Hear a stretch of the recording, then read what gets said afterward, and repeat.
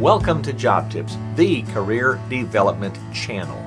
In this video, I'm going to go over some of the questions that are designed to provide recruiters or interviewers insight into your emotional intelligence. Ever heard of that before? That information is coming up.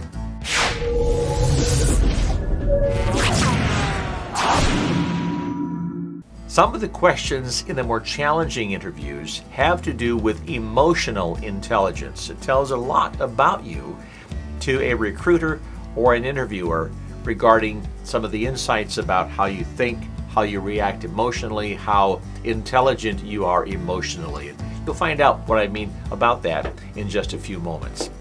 I found a great article written by Elaine Mead, M-E-A-D. And I want to share that with you because it's brilliant in the insights regarding this very important conversation that you're going to be having with an interviewer and give you some ideas as far as what they're looking for. So when you go into these interviews, consider some of the questions I'm going to share with you from this article that I'm going to be reading here. It won't take terribly long.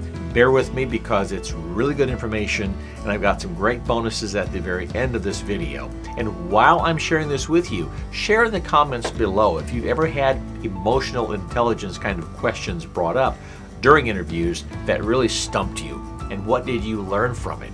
All right? So again, this is from Elaine Mead. She is a brilliant HR expert.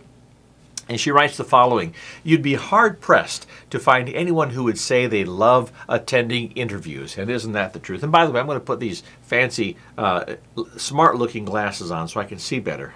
They even make me look more intelligent, yes? Well, that's up for debate.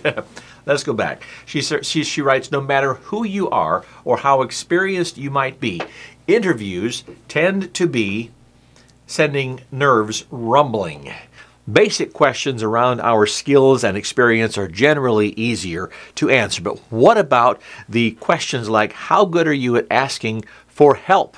Or how do you create balance in your life? These questions are a bit more personal, and they're not seeking to catch you out necessarily or make you stumble, but they are seeking to understand your emotional intelligence. To understand what we mean by emotional intelligence questions, it's good to first understand what we mean by emotional intelligence.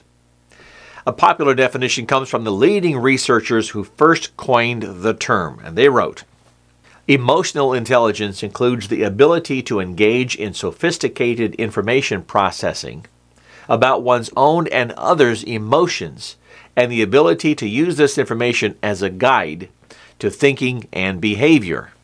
That is, individuals high in emotional intelligence pay attention to, use, understand, and manage emotions, and these skills serve adaptive functions that potentially benefit themselves and others. And that was by Mayer, Salovey, and Caruso in 2008.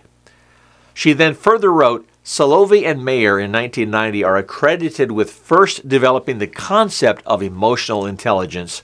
And within their developmental mode, they devised 16 steps that show the development of emotional intelligence from childhood to adulthood. The 16 steps are divided into 4 main subcategories. And I'm not going to go over all the subcategories. I want to get down to the questions that you might be asked. But the categories are, and we won't go deeper into them, I'm just going to share with you what those categories are. Number 1, the ability to perceive emotions in oneself and others accurately. Number 2, the ability to use emotions to facilitate thinking. Number 3, the ability to understand emotions, emotional language, and the signals conveyed by those emotions. And number 4, the ability to manage emotions to attain specific goals. Now, let's get down to the actual questions. She writes, emotional intelligence interview questions are seeking to uncover your level of emotional intelligence. Essentially, these questions will ask you about various situational or hypothetical scenarios to see how you would behave, engage, and react. Interviewers who use these types of questions want to understand how you regulate yourself as well as how you respond to others.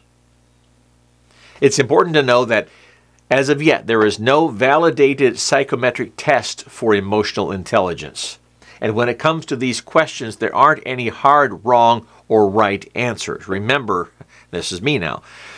They're gauging your emotional intelligence based on how they perceive the answers, and also, frankly, how they watch your body language as you're responding to these kinds of questions. She then further writes, though, it's only about you, how well you understand your emotional self-awareness and your capacity to express this. Now, there are 10 interview questions that she has found in her research that are among the more common ones that are used in these types of emotional intelligence interviews. So I'm not going to give you suggested answers because these would be questions that would come from your own mind as far as you knowing you and your own situations. Okay, but I'm going to share with you these top 10 questions which come up in more interviews than not, if you will, the most asked 10 emotional intelligence questions. Okay, number 1, how do you de-stress after a bad day at work? Number 2, what's something you've achieved that you're most proud of and why? Number 3, who are some of your top role models and why do they inspire you? Number 4, how do you celebrate success?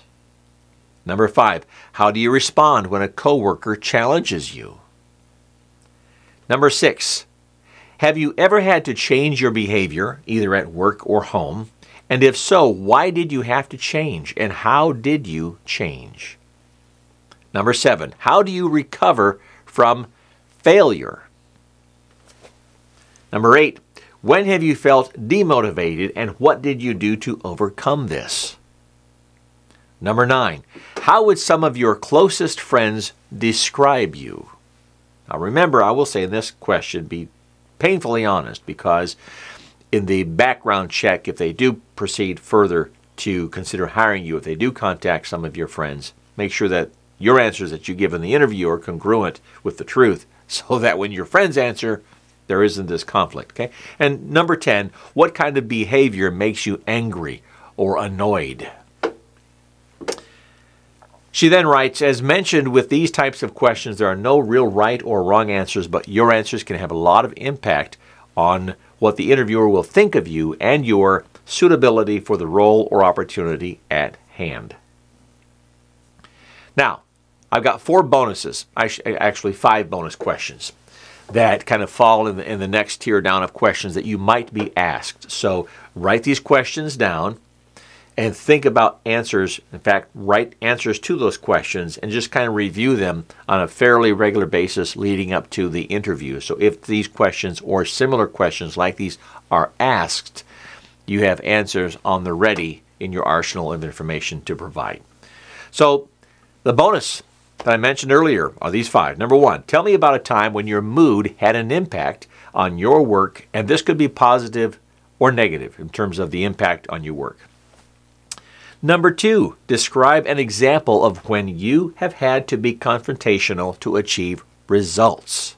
And what did you do, and how was it received? Number 3, tell me about a time when you had to neutralize a stressful situation in a professional environment. Number 4, tell me about a time when you had to work cohesively as a team with people you did not like. And number 5, describe a time when you had to deliver some bad news to someone. I do hope this has helped you some. These questions are certainly different than tell me what you did on your last job. Tell me of some of the accomplishments you had on your last job. These are the kinds of questions that people typically cannot prepare for, or they're not ready for, they haven't thought about, and they really catch people off guard. So hopefully this will help you not be caught off guard. Well, that's it for now. I appreciate you watching this video. I've enjoyed making it for you. If you like the video, hit that like button. Please subscribe to the channel, share this with others, and hit that notification bell to be sure you don't miss any new videos that come out. For now, for job tips, I hope you get that job, the kind of job or career that you want to have.